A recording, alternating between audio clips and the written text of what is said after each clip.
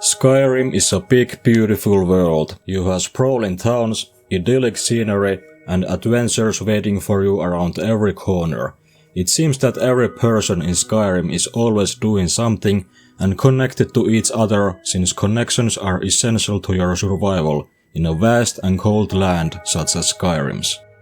But around some corners you also can find people that seem to somehow be lost and alone. So that got me thinking, who is the loneliest character in Skyrim? What are the consequences and reasons for being left alone? Today we are setting out to find them. We'll dig into their stories, explore their surroundings, and try to figure out what loneliness really looks like in this cold, rugged land. We will be taking a close look at 4 different characters with different backgrounds and living conditions, and analyzing their past, present and future to single out the loneliest of them all. With that being said, let's take a look at our first contestant. Our first contestant lives near Falkreath. Well, sort of. She might as well live in the sky, considering you'd need about 50 Dovahkiin stacked on top of each other to reach her vertically. The trek to her cabin isn't just exhausting, it's hazardous. Bone-chilling winds, wolves lurking around every corner, and bear traps scattered everywhere. Meet Angi. I'm sure she is friendly. Name's Angi, and if you try anything stupid, I won't hesitate to put an arrow in your head. Really welcoming, right? But despite her harsh demeanor, the bear traps, arrow targets and remote location all serve a purpose. Angi has come here to hide, and what better place than a mountainside with a view of Falkreath. Close enough to see civilization, but far enough to avoid it. Angi is undeniably alone. There's no sign of anyone else living here. But is she lonely? At first glance, she seems to be thriving. She's busy curing animal skins, crafting, cooking, maintaining her cabin, and hunting snow bunnies for fun. But is all this activity a coping mechanism? Is she projecting an image of strength and independence to mask loneliness? Is there a point where keeping busy becomes just a way to avoid confronting your feelings?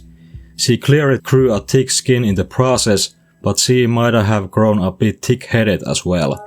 She keeps on repeating that people or you shouldn't feel sorry for her, but after all the years in isolation, she should probably touch a bit grass as well. Don't be like them. Don't feel sorry for me. Whether she's over-adjusting or not, does Angi care about her isolation? What's her end game? Does she dream of starting a family, or is this her life now? Living in the mountains until a dragon inevitably sets her hut on fire. Maybe she chose this spot near Falkreath so that one day she could descend from the mountains and start over. But let's be honest, threatening every stranger with an arrow to the face probably won't win her many friends, even in Skyrim. Angi's past is clearly traumatic, yet she doesn't seem consumed by depression. She's resilient, either by nature or necessity. Not everyone can survive alone in such harsh conditions, but she's also smart, or perhaps longing. Living just close enough to Falkreath might be her way of reminding herself that a different life is possible if she ever wants it. Ultimately, Angi is alone by choice, and in Skyrim that makes all the difference. In Ivarstead we find our next contestant. Ivarstead itself is a small, poor village tucked away between towering mountains. The nearest city, Riften, lies far to the east, making Ivarstead feel even more isolated.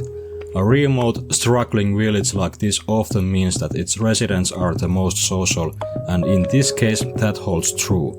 Most villages are busy working the farm, and even though there's an inn, adventurers rarely pass through. After all, we are in the middle of nowhere. So, what makes Narfi so special? Unlike the hardworking villagers, Narfi doesn't contribute to the community. He's a beggar, perhaps the most unfortunate role in Skyrim's unforgiving world. This chicken probably has more value than him. His social rejection is amplified by his status.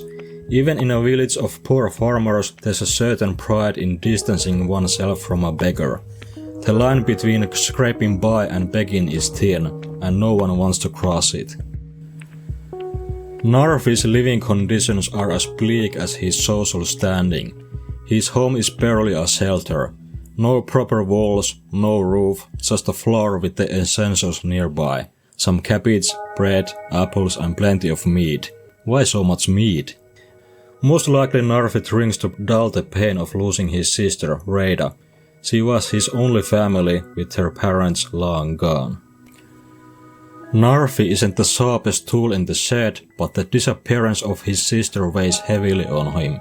Wait for Rada. No more sleep. No. Obsessed might be an understatement. Loneliness is hard enough when you're a beggar in Ivarstead, but losing the only person you loved multiplies that isolation. His fixation on Rada's absence seems unshakable. If you see Rada, tell her that Narfi misses her and to come home soon. Very soon. Soon like the moon. Even when you help him discover her fate, his outlook remains grim. Narfi finds some closure in learning of his sister's death, but that acceptance only confirms his solitude. And once you admit you are truly alone, where do you go from there? With Narfi, we may never know. In the middle of nowhere, next to nothing, we find our next contestant. He lives in what appears to be an abandoned shack in the woods, fittingly named Meeko's shack. Let's meet him. At a closer look, the shack has a certain rustic charm if you're willing to overlook its creepy and uninviting exterior. The walls are made of rough planks, hardly safe or warm. Or maybe that's intentional, so you never feel completely shut in. After all, without a front door, this place is essentially an open house event 24/7, except it seems there aren't many visitors. Step inside and you're greeted by a friendly dog, a surprisingly tidy kitchen of sorts, and a man sleeping peacefully. Except he isn't actually sleeping. He's totally dead, and nobody knows how long he has been lying there. Suddenly, the dog Meeko becomes the star of the show. But his presence raises more questions than answers. What happened here and why? The story grows even sadder once you find the journal on the bedside table. You learn that Meeko's owner was a loner. His friends were gone. Maybe he wasn't always alone, but by the time of his death he certainly was. And that isolation led him to a tragic end. Loneliness is no joke. In his final thoughts, the owner believed his dog could fend for himself. The loneliness has passed from owner to companion, and Meeko, like Hachiko, stays loyally by his master's side, unable to understand that he is truly alone now. Meeko isn't capable of questioning his solitude. He has no choice in the matter. It's not like there's anyone nearby to save him either. Outside there's only swamp and forest, hardly a source of comfort. In the distance stands solitude, ironically named, though it offers no solace to Meeko. Perhaps it brought his owner some hope. Maybe once he dreamed of returning to the city, reconnecting with humanity and escaping his isolation. But here's the twist. Humanity can also be Meeko's salvation. The Dragonborn can choose to adopt him as a companion, giving him the adventure and companionship he deserves. Meeko can explore the world, not remain trapped in a cold, forgotten shack. And suddenly, solitude doesn't feel so distant after all. Somewhere near Helgen, Whiterun and Riverwood, but still feeling so far removed from everything, you'll find Anise. The scenery is surprisingly charming this time around. Snowy mountains to the right, a free-flowing river behind the house, and in the middle of it all, a tiny cabin with an older woman tidying up. Picturesque, right? But something feels off. The cabin's walls have even bigger holes than Meeko's shack, and Meeko is a dog. Surely everything's fine though. Anise even has a garden of leeks and potatoes to tend to. Very wholesome. I'm just a poor old woman, dear. No need to trouble yourself with me. Sounds disarming yet oddly protective, and then the next line feels like an open invitation. I get so lonely out here. It's tough just scraping by out here, but I make do. But the moment you start digging into her loneliness, her tone shifts. Something's up, and it's probably not her fondness for meat or the wide open window next to her bed, where squirrels, wolves and even moose could casually invade her sleep. Maybe in Skyrim, an open house is just a lonely person's design choice.